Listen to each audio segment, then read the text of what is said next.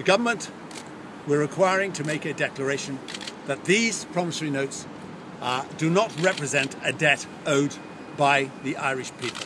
They are not our debt, and that we will not and cannot pay that particular payment of 3.1 billion on the 31st of March.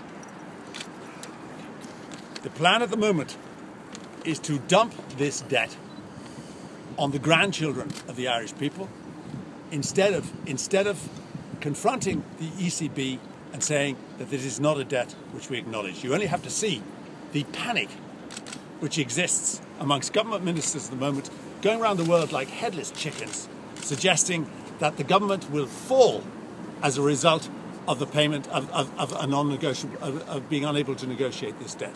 The government will not fall as a result of this. There is panic in the Labour Party that they've actually failed as a result of what they're doing, and that they will negotiate a feeble debt, which is not a feeble agreement, which is not acceptable to the Irish people. What we want to do is transfer this problem, by demanding a write-off, transfer this problem to being a problem for the ECB and the IMF and the European Commission, rather than being a problem for the Irish people.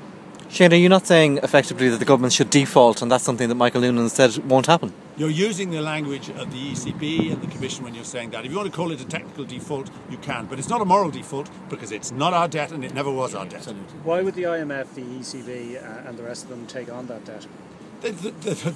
They will not be willing to do it. Of course they won't. But if we say we're not going to pay it, then the ball's back in their court. It's their problem. They lent the money, the bankers borrowed the money, not on our behalf, but on their own behalf.